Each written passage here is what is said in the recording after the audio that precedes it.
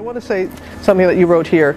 It's on the jacket. Your circumstances do not define you, your identity does. And many thought football defined you. That was your identity. But it has not been. And how did you prevent that from happening? Well, I think it's really understanding what matters, what's important in your life, and having something bigger than just what you do. And when you have an identity that's bigger than what you do, even when that fails or you crumble or someone says you're not good enough or you can't or you won't or you shouldn't, you can still prevail over that because your life is bigger than that. You know, in such a cynical, sarcastic society, oftentimes looking for the negative on anybody or anything. If you're fortunate enough to spend 5 minutes or 20 minutes around Tim Tebow, your life is better for it. I just went out there and we were blessed to win the national championship, and 2 days afterwards I was eating dinner, actually eating grouper at Ballyhoo Restaurant in Gainesville, Florida with my mom, my dad, my aunt, and Coach Meyer. And Coach Meyer gets a call and he's like, all right, bye. So intense. And I was like, Coach, what's that all about? He said, that's Steve McLean, who's our PR guy at Florida. I said, well, what do you have to say? He said, Tim, he just told me that during the game, 94 million people Googled John 3:16. That game just happened to be January 8th of 2009. Well, exactly 3 years later, January 8th, 2012, exactly 3 years later to the night that I put John 3:16 under my eyes, I was playing quarterback for the Denver Broncos in the first round of the playoffs versus the Pittsburgh Steelers. I didn't think of John 3:16 one time going into that game at all. I didn't even know it was 3 years from the night that I wore it.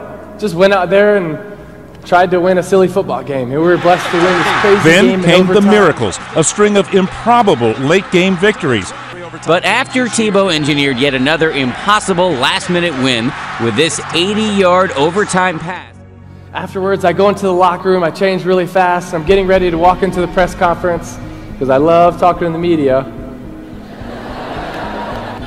And so I'm getting ready to walk in this press conference and walk through this curtain, and right as I'm going to walk through, our PR guy, Patrick, jumps in front of me. He's like, Timmy, do you realize what happened? And I was like, yeah, we just beat the Steelers. We're going to play the Patriots. Like, let me do this. And he's like, no, Timmy, you don't realize what happened. And I could tell he's being serious, so I was like, Patrick, what's up, man?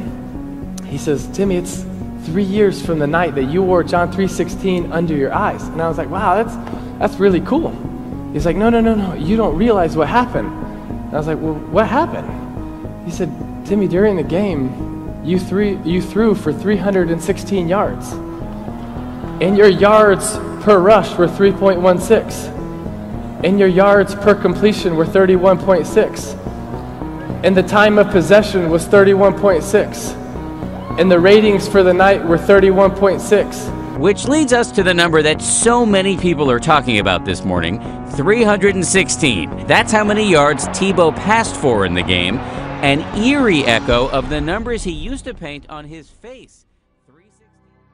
Tebow passed, now look at these numbers. Tebow passed for 316 yards. He averaged 31.6 yards per pass. And guess what CBS's rating for the game peaked at? You guessed it, 31.6. All those 316s had the fans searching the internet, and that's where they found the famous Bible verse.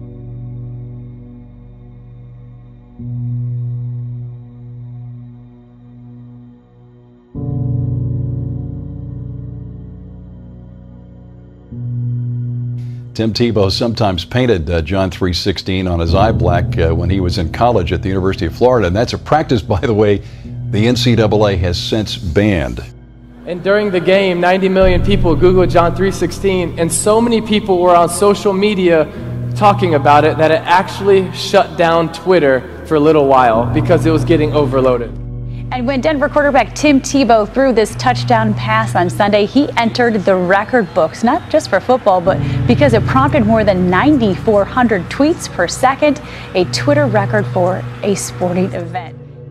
You know, it's crazy. Tebow is actually more popular than Tom Brady. And it makes absolutely no sense because Brady is one of the greatest quarterbacks of all time. Still, in just 3 months, Tebow's popularity has skyrocketed. So you're one of the biggest names in sports right now.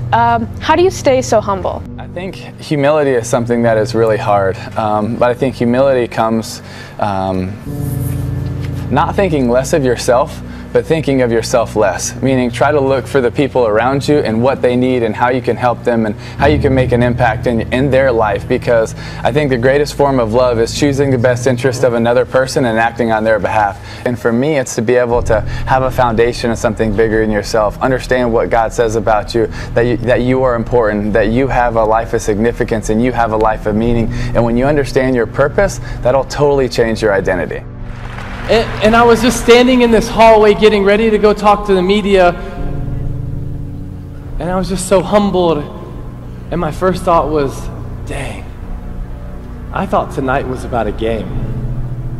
I thought it was about winning or losing. I thought it was about going to the next round of the playoffs. But the God that we serve is just so much bigger than that.